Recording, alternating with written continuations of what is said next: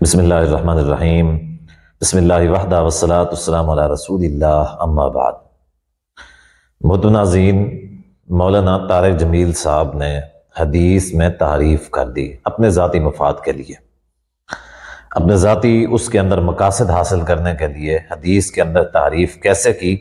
آئیے ذرا واقعے کا جو پس منظر ہے اس کی طرف چلتے ہیں۔ اصل میں بات کچھ اس طریقے سے ہے کہ مولانا طارق جمیل صاحب کا پچھلے دنوں بیٹا فوت ہوا۔ انہوں نے کلخانی کے اندر بیان فرمایا، جھوٹا خواب سنایا، جھوٹا خواب سنا کے اپنے بیٹے کو جنت میں پہنچا دیا۔ چلیں جی، اب مسئلہ یہ ہوا کہ ہم نے پھر اعتراض کیا۔ ہم نے اعتراض کیا کہ بھئی یہ جھوٹا خواب سنانے کی کیا ضرورت تھی، کلخانی کرنے کی کیا ضرورت تھی۔ اور کچھ لوگوں نے یہ بھی اعتراض کیا کہ مولوی کا بیٹا خودکشی کر گیا۔ دیکھیں، یہ مولوی کا بیٹا خودکشی کر گیا ہے، یہ کوئی اعتراض نہیں بنتا، اور ہم یہ اعتراض نہیں کریں گے، کبھی بھی کرنا بھی نہیں چاہیے۔ اللہ تعالیٰ کسی سے خودکشی نہ کروائے، اللہ تعالیٰ اس کو بھی معاف کرے۔ لیکن ہم اس شخص کے بارے میں کیسے ویسے دعا کر سکتے ہیں کہ جو پہلے جنت میں موجود ہے۔ بہرحال طارق جمیل صاحب نے 1,00,000 مرتبہ درود شریف پڑھنے والے شخص کا جھوٹا خواب سنایا اور اپنے بیٹے کو جنت میں بھیج دیا۔ پھر کیا ہوا کہ لوگوں نے کیا کیا، طارق جمیل صاحب کے اوپر اعتراض کیا کہ جھوٹا خواب کیوں سنایا ہے، ٹھیک ہے، یہ کلخانی کیوں کی ہے، یہ خواب سچا ہے تو سچا ثابت کریں۔ اگر آپ کا یہ جو کلخانی والا عمل یہ صحیح ہے تو ہمیں بھی بتائیں، ہم بھی عمل کریں۔ تو طارق جمیل صاحب نے کیا کیا، پھر طارق جمیل صاحب نے اس کے جواب میں پھر جو ہے نا اپنے دل کا جو غم ہے وہ ہلکا کرنے کے لیے طارق جمیل صاحب نے کہا کہ یہ دیکھیں جی، میرا جوان بیٹا فوت ہو گیا ہے، اور انہوں نے کیا کیا، انہوں نے الٹا جھوٹی خبریں پھیلانا شروع کر دیں۔ دیکھیں طارق جمیل صاحب، سنیں، اگر یہ جھوٹی خبریں ہیں تو آپ اتنا ہی کہہ دیتے کہ بھئی جھوٹی ہے، میں نے ایسا نہیں کیا، بات ختم۔ آپ کہتے کہ میں نے کلخانی نہیں کرائی، میں نے جنازے کے بعد دعا نہیں کرائی، یا میں نے اپنے بیان کے اندر 1,00,000 مرتبہ والا جو ہے یعنی اپنے بیٹے کو جنت میں نہیں بھیجا، تو آپ کہیں بھی یہ جھوٹی باتیں ہیں۔ ان کی طرف آپ نہیں آتے، آپ آگے جا رہے ہیں۔ اب کیا کیا طارق جمیل صاحب نے، ان لوگوں کو جواب دینے کے لیے، وضاحت دینے کے لیے طارق جمیل صاحب نے نہ تو کلخانی کا ثبوت قرآن و سنت سے دیا، نہ 100 مرتبہ جو درود شریف 1,00,000 مرتبہ روزانہ درود شریف پڑھنے والا جو خواب ہے اس کا کوئی ثبوت دیا، اور نہ ہی جنازے کے بعد دعا جو منگوائی گئی اس جنازے کی دعا کا کوئی ثبوت پیش کیا۔ آگے چل کے طارق جمیل صاحب نے کیا کیا، کہا کہ یہ لوگ ایسے کر رہے ہیں، ویسے کر رہے ہیں، چند ٹکوں کی خاطر، چند ویوز کی خاطر، چند پیسے جمع کرنے کے لیے لوگ ایسا کر رہے ہیں، الزام لگا رہے ہیں مجھ پہ، جھوٹی خبریں چلا رہے ہیں۔ میں وہی کہتا ہوں کہ طارق جمیل صاحب آپ اس کی وضاحت کر دیں۔ اچھا، طارق جمیل صاحب کے پاس وضاحت ہوتی تو طارق جمیل صاحب وضاحت کرتے، کوئی جواب ہی نہیں تھا۔ تو کیا کیا، وہی روایتی طریقہ کار کے ایموشنل بلیک میلنگ والا، ایموشنل بلیک میل کیا لوگوں کو۔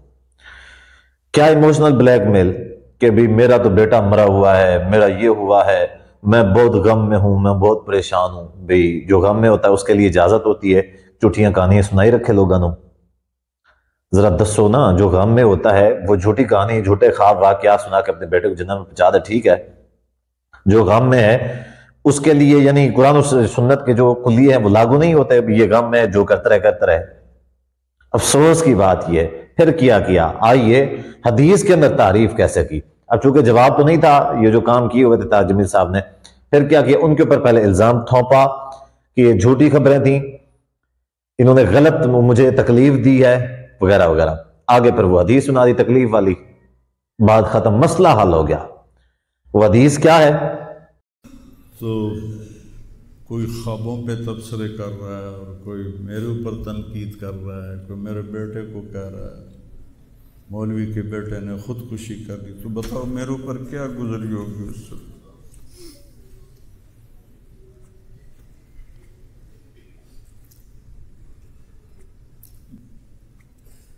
حضرت عمرو بن ابسہ سے پوچھا، یا رسول اللہ، سب سے اعلیٰ درجے کا اسلام کیا ہے؟ ایک گل غور نال سنیں، سب سے اعلیٰ درجے کا اسلام کیا ہے؟ آپ نے فرمایا من سلم المسلمون من لسانہ و یدہ، جو کسی کو اپنی زبان اور ہاتھ سے تکلیف نہ پہنچائے وہ سب سے اعلیٰ درجے کا مسلمان۔ اب یہاں حال یہ ہے کہ دنیا دار ہوں، دیندار ہوں، علماء ہوں، ان کی زبانوں سے الفاظ نہیں نکلتے، ان کی زبانوں سے آگ نکلتی ہے، ان کی زبانیں آگ برساتی ہیں۔ میں عام طور پہ کہا کرتا ہوں کہ طارق جمیل صاحب جتنی بھی حدیثیں یا حوالے واقعات وغیرہ سناتے ہیں، اکثر کیا ہوتے ہیں؟ اکثر ضعیف ہوتے ہیں۔ ان میں کچھ صحیح ہوتے ہیں لیکن اس کے مقصد کو موڑ کے اپنی ذات کی طرف طارق جمیل کر لیتا ہے۔ یہ حدیث ہے صحیح البخاری کی 10 نمبر حدیث ہے، دوسری حدیث کی کتابوں کے اندر ہے، صحیح حدیث ہے۔ حدیث کیا ہے کہ نبی صلی اللہ علیہ وسلم سے سوال کیا گیا کہ ای المسلمین خیر، اے اللہ کے رسول صلی اللہ علیہ وآلہ وسلم کہ کون سے مسلمان بہتر ہیں؟ نبی علیہ الصلوۃ والسلام نے فرمایا المسلم من سلم المسلمون من لسانہ و یدہ، مسلمان بہترین وہ ہے جس کے ہاتھ سے، جس کی زبان سے دوسرا مسلمان محفوظ رہے، جس کے ہاتھ اور زبان سے دوسرا مسلمان محفوظ رہے وہ مسلمان بہتر ہے۔ اب اس حدیث کو کیسے فٹ کیا؟ اس حدیث کو کیسے فٹ کیا؟ پہلے یہ ثابت کیا کہ وہ لوگ جو اعتراض کر رہے ہیں اصل میں وہ مجھ پہ الزام لگا رہے ہیں، جھوٹ بول رہے ہیں، مجھے تکلیف دے رہے ہیں، حالانکہ بات تو حق تھی، اس کو جھوٹ کیا کہ پھر حدیث فٹ کر دی اوپر۔ اس میں کہا علماء بھی ہیں، دنیا دار بھی ہیں، فلاں ہیں فلاں ہیں، ان کی زبانوں سے جو ہے نا زہر نکل رہا ہے۔ یعنی طارق جمیل صاحب یہ کہنا چاہتے ہیں کہ میرا بیٹا فوت ہوا ہے، وہ جنت میں چلا گیا ہے، ٹھیک ہے، میں جو بھی عمل کروں گا غم کے اندر، دکھ کے اندر، اس کی شریعت کے اندر کوئی پکڑ نہیں ہے، کوئی سوال نہیں کر سکتا، جو کرے گا الٹا وہ گناہ گار ہوگا، وہ اس حدیث کی مخالفت کر رہا ہوگا۔ حالانکہ دیکھیں میں یہ کہتا ہوں کہ ہاتھ اور زبان سے محفوظ کا کیا مطلب ہے؟ کسی نے اگر ناجائز بولا ہے تو نہیں بولنا چاہیے بھائی، ہم نے اگر کوئی ناجائز بولا ہے تو بتائیں، اگر ہم نے کوئی ناجائز غلط بات کی ہے، کوئی ان کی توہین کی ہے، ایسا کوئی بات کی ہے تو ہم دکھائیں، ثبوت دکھائیں، ثبوت مانگنا کہ آپ نے جو جو کام کیے ہیں اس کے ثبوت کہاں ہیں۔ یہ تکلیف ہو گیا، پھر حدیث اوپر سے فٹ کر دی، یعنی حدیث کی مانوی تعریف کی۔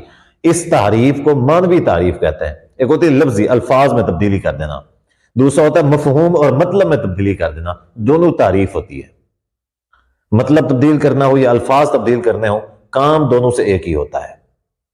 الفاظ تبدیل کرنے کا مقصد بھی یہی ہوتا ہے تاکہ مفہوم تبدیل ہو جائے، اور بعض اوقات الفاظ تبدیل نہیں کرتا بندہ، کیا کرتا ہے مفہوم اس انداز کے اندر بنا کے پیش کرتا ہے لوگوں کو کہ کیا ہوتا ہے وہ تعریف ہو جاتی ہے۔ اب چلیں جی، مان لی بات، یہ حدیث ہے، چلیں اس حدیث کو دیکھتے ہیں۔